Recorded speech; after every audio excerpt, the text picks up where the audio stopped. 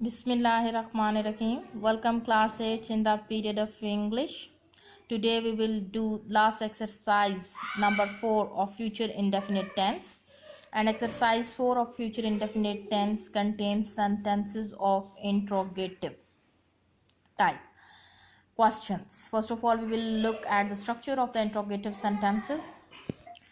Exercise number 4, structure of interrogative sentence.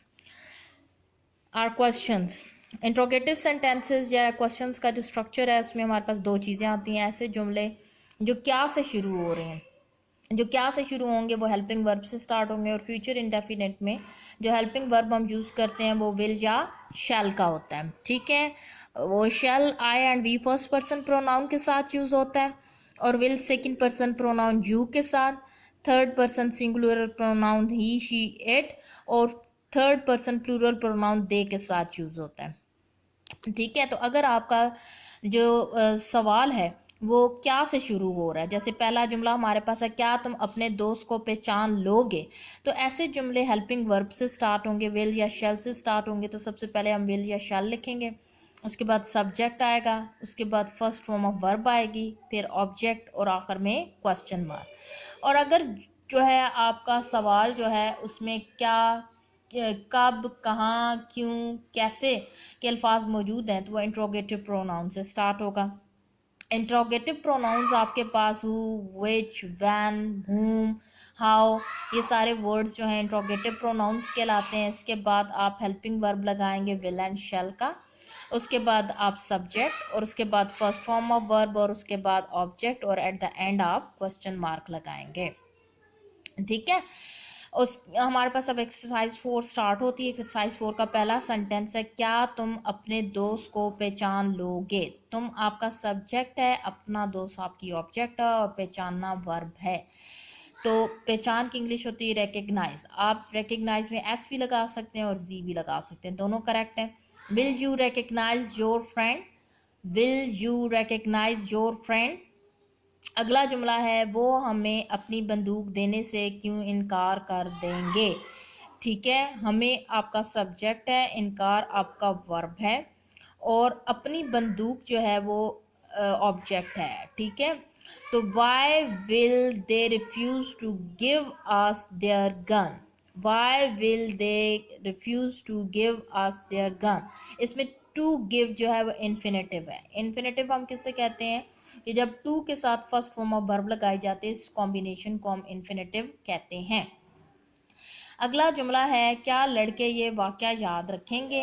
लड़के आपका subject है, वाक्या आपकी, ये वाक्या आपकी ऑब्जेक्ट है, और याद जो है वो वर्ब है। तो इसकी ट्रांसलेशन होगी will boys remember this incident, will boys remember this incident. अगला जुमला हमारे पास जो है ये नेगेटिव सेंटेंस है, वजीर इस्तीफा नहीं देगा, मिनिस्टर विल नॉट रिजाइन, और रिजाइन आपका इंट्रांजिटिव वर्ब है, ऑब्जेक्ट इसके बाद नहीं है, मिनिस्टर विल नॉट रिजाइन। अगला सेंटेंस है पुलिस छापा क्यों मारेगी, ये इंट्रोगेटिव प्रोनाउन से स्टार्ट होगा, और छापा जो है वो आपकी जो है यहाँ पर ऑब्जेक्ट वर्ब के तौर पे एक्ट करेगा, और इसमें जो है ऑब्जेक्ट मौजूद नहीं है, तो ये इंट्रांजिटिव वर्ब आएगा। Why will police raid, why will police red.